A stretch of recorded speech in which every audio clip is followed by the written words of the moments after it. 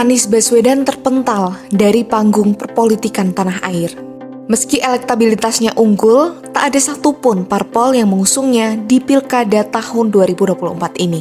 Safari politik kesana kemari yang dilakukan Anies juga sama sekali tidak membuahkan hasil, sampai dengan batas terakhir hari pendaftaran Pilkada 2024 pada Kamis 29 Agustus 2024. Berikut adalah perjalanan Anies Baswedan mendapatkan tiket maju di Pilkada.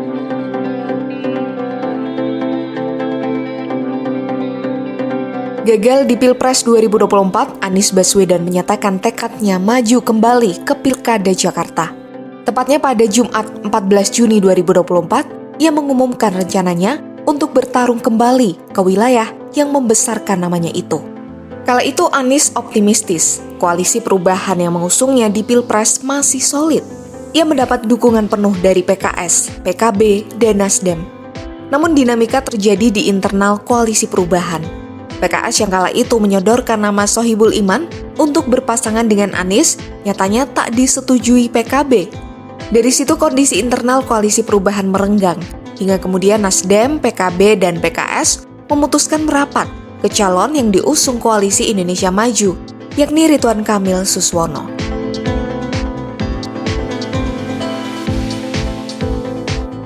Setelah PKS, PKB, dan Nasdem angkat kaki, Anies sama sekali tidak memiliki tiket maju sebagai calon gubernur. Namun secara mengejutkan, Mahkamah Konstitusi mengeluarkan putusan soal ambang batas partai dan batas syarat usia calon kepala daerah yang membuat peluang Anies maju Pilkada Jakarta kembali terbuka karena ia hanya memerlukan 7,5% suara partai pada Pileg DPRD Jakarta. Dan satu-satunya partai yang memiliki kursi di DPRD Jakarta juga belum menyatakan dukungan kepada siapapun, adalah PDIP. Dari situ Anies mulai melakukan gerilya politiknya ke PDIP. Ia sempat mendatangi DPP PDIP Jakarta pada Senin 26 Agustus 2024 dan juga berdiskusi dengan Rano Karno yang kala itu diisukan akan jadi wakilnya.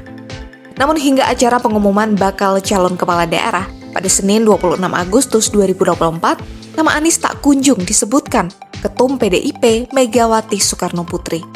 Justru pada Rabu 28 Agustus 2024 atau hari kedua pendaftaran, PDIP memberi kejutan dengan memilih mengusung Pramono Anung dengan Rano Karno sebagai Cagup Jakarta. Disinilah harapan Anies maju Pilkada Jakarta pupus.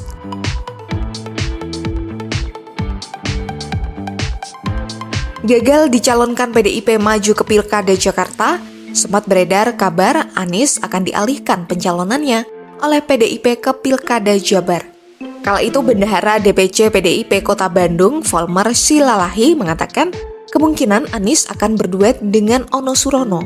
Tak tanggung-tanggung, Volmer sempat mengatakan peluang duet Anies Ono di Pilkada Jabar mencapai 95%. Namun, hari terakhir pendaftaran Pilkada pada Kamis 29 Agustus 2024, PDIP lagi-lagi membuat kejutan. Mereka tak mengusung Anies. PDIP pada akhirnya mendaftarkan nama JJ Wiradinata dan Ronald Sunandar Supraja untuk maju di Pilkada Jabar.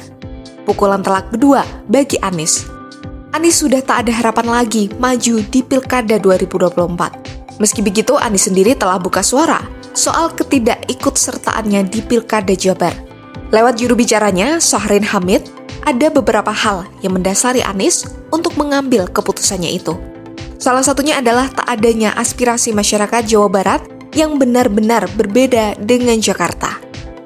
Namun memang Jawa Barat itu tidak ada secara khusus permintaan dari warga masyarakat maupun aspirasi dari partai politik di tingkat daerah maupun di tingkat wilayah.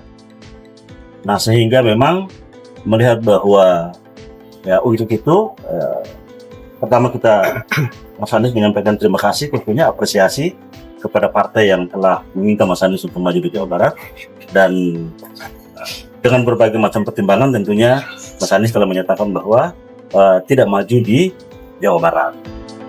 Langkah Anies tak maju di Pilkada tahun 2024 seolah mengingatkan masyarakat bahwa panggung politik tanah air tak selalu bisa diprediksi.